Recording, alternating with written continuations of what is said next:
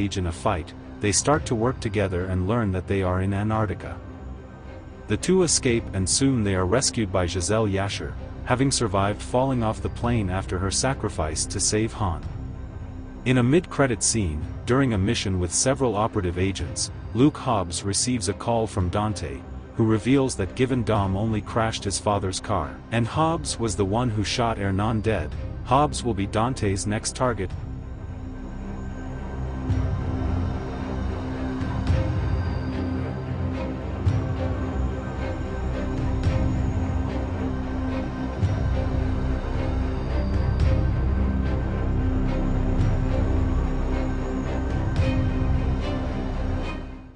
Hi, this is Rockstar Movie Recapped. Please subscribe before you continue.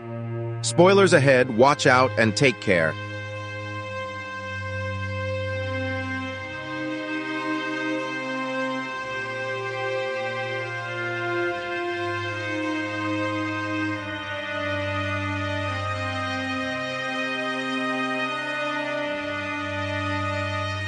In rural 1920s Virginia, the young Desmond Doss nearly kills his little brother Hal while roughhousing.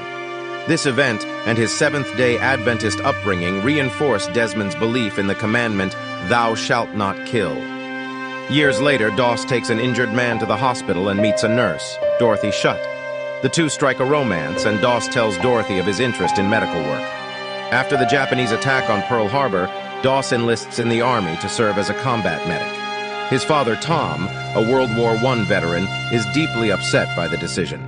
Before leaving for Fort Jackson, he asks for Dorothy's hand in marriage, and she accepts. Doss is placed under the command of Sergeant Howell. He excels physically, but becomes an outcast among his fellow soldiers for refusing to handle a rifle and train on Saturdays. Howell and Captain Glover attempt to discharge Doss for psychiatric reasons, but are overruled, as Doss's religious beliefs do not constitute mental illness. They subsequently torment Doss by putting him through grueling labor, intending to get Doss to leave of his own accord. Despite being beaten one night by his fellow soldiers, he refuses to identify his attackers and continues training. Doss's unit completes basic training and is released on leave, during which Doss intends to marry Dorothy, but his refusal to carry a firearm leads to an arrest for insubordination. Captain Glover and Dorothy visit Doss in jail and try to convince him to plead guilty so that he can be released without charge, but Doss refuses to compromise his beliefs. At his trial, Doss pleads not guilty, but before he is sentenced, his father barges into the tribunal with a letter from a former commanding officer stating that his son's pacifism is protected by an act of Congress. The charges against Doss are dropped, and he and Dorothy are married. Doss's unit is assigned to the 77th Infantry Division and deployed to the Pacific Theater. During the Battle of Okinawa, Doss's unit is informed that they are to relieve the 96th Infantry Division, which was tasked with ascending and securing the Maida Escarpment, Hacksaw Ridge. Both sides suffer heavy losses during the initial fight.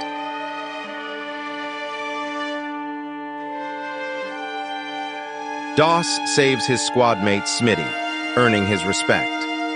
As the Americans camp for the night, Doss reveals to Smitty that his aversion to holding a firearm stems from nearly shooting his drunken father, who threatened his mother with a gun. Smitty apologizes for doubting his courage, and the two reconcile. The next morning, the Japanese launch a massive counterattack and drive the Americans off the escarpment. Smitty is killed, while Howell and several of Doss's squad mates are left injured on the battlefield. Doss hears the cries of dying soldiers and returns to save them, carrying the wounded to the cliff's edge and belaying them down by rope, each time praying to save one more. The arrival of dozens of wounded, once presumed dead, comes as a shock to the rest of the unit below. When day breaks, Doss rescues Howell and the two escape Hacksaw under enemy fire. Captain Glover tells Doss that the men have been inspired by his selflessness and that they will not launch the next attack without him. With reinforcements, they turn the tide of battle.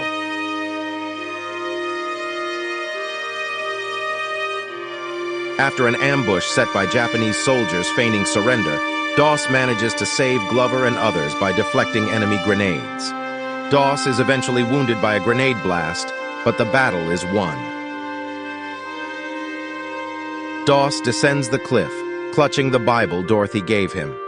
The film switches to archival photos and footage showing that Doss was awarded the Medal of Honor by President Harry S. Truman for rescuing 75 soldiers at Hacksaw Ridge. Doss stayed married to Dorothy until her death in 1991. He died on March 23, 2006, at the age of 87.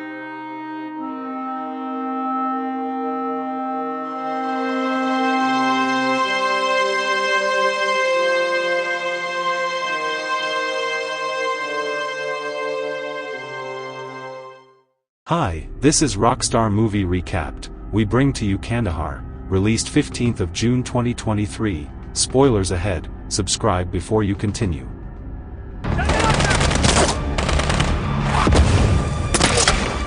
Tom Harris is a freelance undercover operative working under contract to the CIA to insert malware into an Iranian nuclear research facility. Tom's cover is a field technician for a Belgian communications contractor. His mission is successful, and the malware causes the facility to self-destruct. At the same time, the Iranian government has been monitoring a British journalist in Iran. She receives evidence from a whistleblower of the CIA's ongoing sabotage of Iran's nuclear programs. After the facility is destroyed, she is kidnapped and arrested by an Iranian security agency. She tells the Iranians she suspects a link between the facility's destruction and a Belgian contractor because its contracts tend to be next to sensitive government sites. Tom leaves Iran en route to London via Dubai. While in Dubai, his flight to London was delayed. To kill time during the extended layover, he visits his CIA handler, Roman Chalmers. Roman claims to have delayed the flight to force this meeting. Tom accepts Roman's lucrative CIA contract for a job in Herat, Afghanistan, because it will pay enough to cover his daughter's university expenses. After he arrives in Herat, due to an intelligence leak, the global news media names Tom as the operative responsible for the destruction of the nuclear facility. With his cover now blown, the mission in Herat is aborted. Roman directs Tom, and his Afghani-American translator, Mohammed M.O. Daoud, to an extraction point in Kandahar. The Iranian and Pakistani security services learn that Tom is in Herat, and each sends operatives to apprehend him, with Pakistan wanting to ransom Tom to the highest bidder. Tom and M.O. are chased by the Iranians and a Pakistani agent, Kahil Nasser, who has powerful members of the governing Taliban in his pay, in Herat. They elude Kahil and the Iranian pursuers and escape to the desert. En route to Kandahar. The CIA tracks Tom's progress via satellite or high-altitude drones. Tom and M.O. are attacked by an Iranian helicopter. Tom destroys the helicopter and kills its crew. Now on foot, Tom and M.O. seek aid from Tom's friend, who is an Afghan warlord and not in league with the governing Taliban. M.O. reveals to Tom and the warlord that the warlord killed Mo's son years ago. Despite angering the warlord, he provides Tom and M.O. with a vehicle, and they depart the warlord's camp. Tom and M.O. are captured by a Taliban warlord who is in the pay of Kahil. Tom then concludes that his warlord friend sold him out. Roman and his ISIS-K fighters attack the compound where Tom and M.O. are held captive. The Taliban warlord is killed. Roman, Tom, and M.O. escape by vehicle from the compound while the battle continues. Kahil arrives at the scene of the battle. He realizes the attackers are Afghani fighters in the pay of the CIA, posing as ISIS-K. Kahil organizes another Taliban unit to intercept Tom. As Tom, Roman, and M.O. reach the extraction point, Kahil followed them and was spotted, to slow him down. Roman decided to use the roof of the car to attach Kahil. The both fired at each other severally. In the processing gunfire, Roman got shot in the neck. Roman is mortally wounded. He made peace with his soul and jumps out of the vehicle to buy Tom and M.O. time. Before dying, Roman severely wounds Kahil and recites the Shahada. The CIA has been continuing to observe Tom's progress. After Khalil's Taliban team intercepts Tom and M.O., it is apparent Tom and M.O. will finally be captured.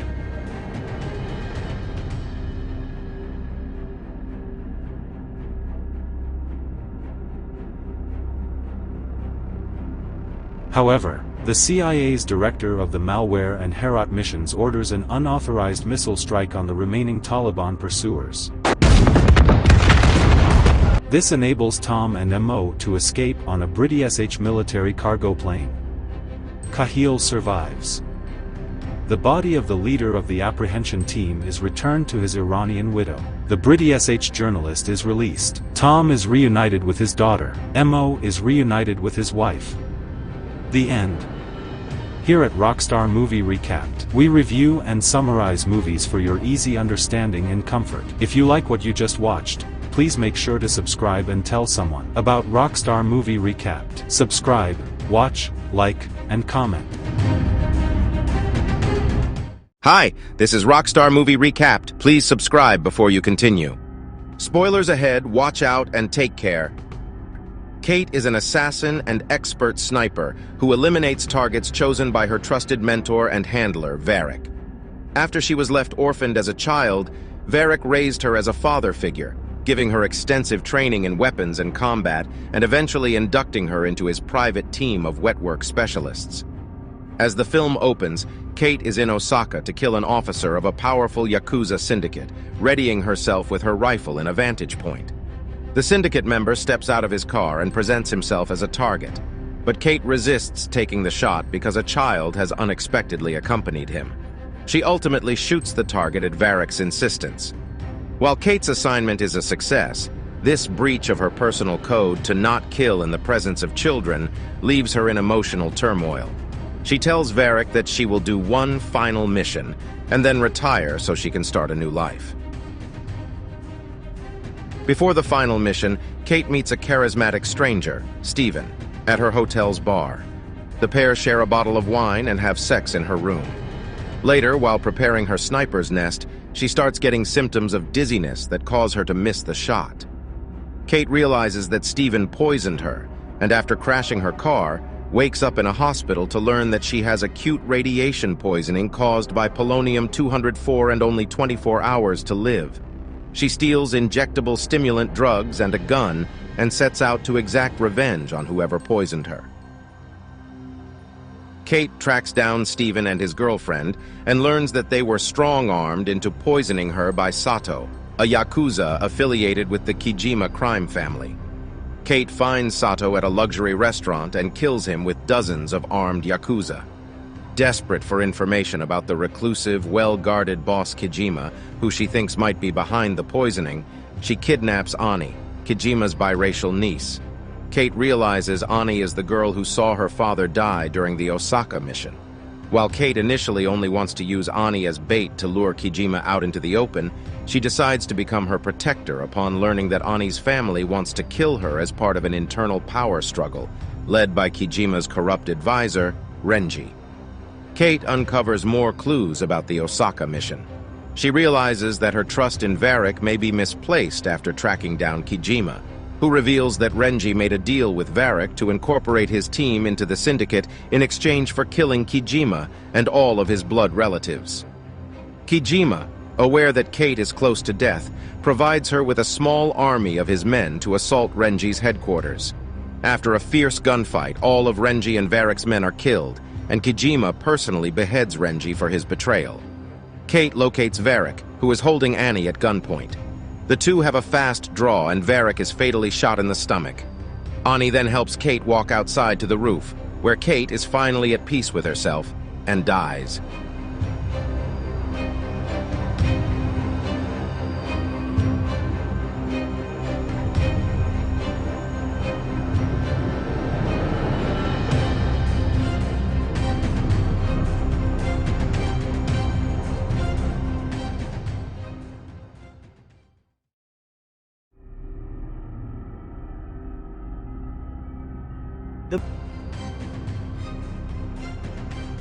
Photos of the real-life Marcus Luttrell, Mohammed Gulab, and the fallen soldiers who died during the mission, and an epilogue reveals that the Pashtun villagers agreed to help Luttrell as part of a traditional code of honor known as the Pashtun Wali.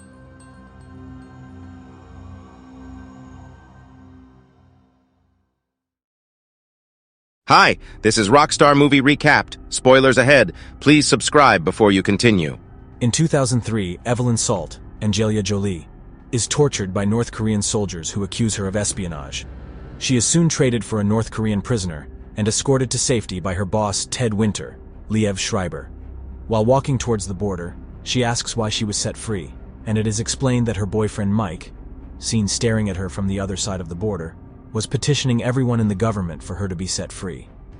Thus, in order for them to stop him from stirring up more unneeded publicity, they agreed to make an exchange. In the present day, Salt is watching her now husband Mike working at the breakfast table with spiders. He is an arachnologist, meaning he studies spiders for a living. After he notices her standing there, he says happy anniversary. She offers to cook him breakfast, but he passes, mocking her cooking. The scene then cuts to her at work, learning online how to fold a napkin into a certain pattern so that the anniversary dinner she has planned is perfect. Winter interrupts. They chat for a while and then get ready to head out as it's close to the end of the workday. As they are leaving, another agent chases them and finally tells them that a defector has come in and wishes to give them information. Wanting to see if the Russian has any useful information, Salt and Winter head back upstairs. Neural scans are set up in order to determine if the defector is lying, and Salt enters the room and begins the interview. The defector begins by saying that his name is Orlov, and proceeds by telling her a story about a Russian espionage program set up during the Cold War, in which children of American families were kidnapped, then replaced with Russian children that had been trained to be sleeper cell spies by a Russian official in hopes of restoring Russia's dominance one day. These agents are called K-12S and are supposedly a myth. They would assume the child's identity until Day X, the undisclosed date of action in which they would strike. Day X is apparently coming, and its events will apparently begin with the murder of the Russian president at the US vice president's funeral the next day in Manhattan, and will finish with the US president's assassination a day later. Winter tells her to wrap up the interview, as they do not believe him. As she is leaving, he explains that the agent that will murder the president is Evelyn Salt. Salt leaves the room and is visibly upset. As she walks into the viewing room where her colleagues are, it is determined by the neural scan that he was being truthful throughout the interview. She begins speaking to the counterintelligence officer named Peabody and Winter, claiming her innocence. Winter is believing her and begins speaking to Peabody about how to proceed. Orlov is escorted out by two agents and goes into an elevator with them. Salt is given her phone in order to contact Mike as, when the cover of an agent is blown, often their whole fake life is in danger. She is told to wait in the interrogation room while they attempt to figure out how to proceed. As she watches Winter and Peabody argue, she realizes that she is in danger. Cut to Orlov in the elevator. A blade comes out of his shoe, and he proceeds to kill both guards with him and escape. Winters and Peabody are alerted to Orlov's escape, giving Salt the opportunity to escape the room and attempt to get out of the building. As the security of the building begins to tighten, she finds herself cornered in the interrogation room again, where she rigs up an explosive device to fire at the SWAT team. She fires it, knocking them unconscious, and is able to steal a gun in the process. She then uses the gun to break a window and proceeds to climb onto the roof, then onto the street. She gets into a taxi, attempts to call Mike again, and hangs up after again getting their apartment's voicemail. She breaks her SIM card, and then gets out of the taxi cab at her apartment building. As she walks in, she notices Mike's chair has been knocked over, and how his sandwich is half eaten. There has obviously been a struggle, and he has been kidnapped. As Salt packs her bag and takes some of her, they arrive just as she is climbing out of her window. She narrowly escapes and climbs into a neighbor's apartment. As she speaks to the child in the apartment and changes her clothes, she flashes back again to her husband and parts of their lives together. She escapes, and while walking away from the building, is spotted by Winter. Another chase ensues, and Salt is cornered when she then jumps onto a semi-truck passing under the overpass that she is on. The agents follow her and shoot as she jumps from one truck to another, then finally lands on the ground. She then steals a motorcycle and manages to outmaneuver them and escape. At this point, Salt heads to a bar. While in the bathroom, she steals the code and ID of a fellow patron, takes a bus to New York City. Upon arrival, Salt uses the stolen ID to rent a small hotel room. There, she dyes her hair and steals clothes. She then begins to plan out how to get into the cathedral and prints a subway map. At this point, another flashback shows us that Evelyn Salt is indeed a Russian implant spy. The next day, she boards a subway train and plants a smoke device. While everyone is distracted, she gets off the train and into the tunnels beneath the cathedral. As she gets into position in the crypt, the funeral begins taking place in the church. As the Russian president gets up to deliver a speech, Salt throws an explosive device onto the roof. which is directly under where the president is standing, and the floor crumbles below him, causing him to fall into the crypt beside her. Panic ensues, and she presumably shoots the Russian president. Peabody comes in, and she surrenders despite having the opportunity to shoot him. As she is taken away, Winter screams that he hopes she rots in jail for what she has done. She is put into an SUV and is transported in a caravan through the city. She then manages to eject both of her guards from the car and stun the driver, causing him to wreck the police cars ahead of and behind them. To escape, the other police now swarming around her, she drives the SUV over the guardrail and into the street below, wrecking the car. As the public come to see if everyone inside is all right, Salt escapes. The news is, at this point, covering the death of the Russian president and the riots that are now happening across Moscow. Salt is then seen on a ferry boat and heads to a scrap metal yard.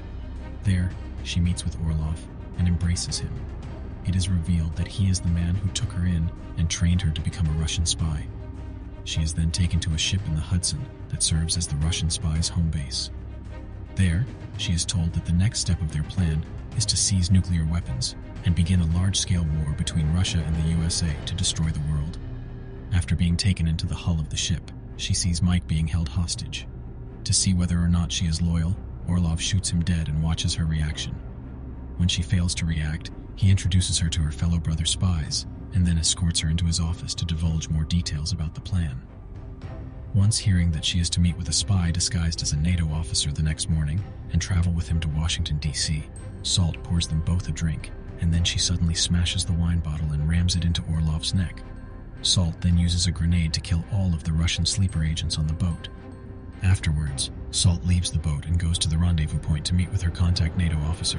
After he arrives and boards the plane, she recognizes him as one of her fellow classmates and flashes back to more of her spy training as a child in the former USSR. They talk about their lives and their childhood.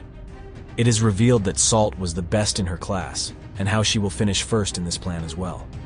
He reveals that the plan will be to kill the US president while he is in his security bunker at the White House. Upon their arrival in Washington, he gives her a new ID and is disguised as a fellow NATO officer. After getting into the White House, he reveals that he's going to sacrifice himself by threatening the president by blowing himself up as a suicide bomber so that he will flee to the bunker where Salt is to kill him. Winter is among the group of men around the president and fleeing with him to the bunker. As they all get into the elevator to head down to the bunker, Salt is above them, jumping from floor to floor in the elevator shaft framework. Once on the bunker's level, she proceeds to disable the guards outside and pass safely into the bunker before the door is securely closed. In the bunker,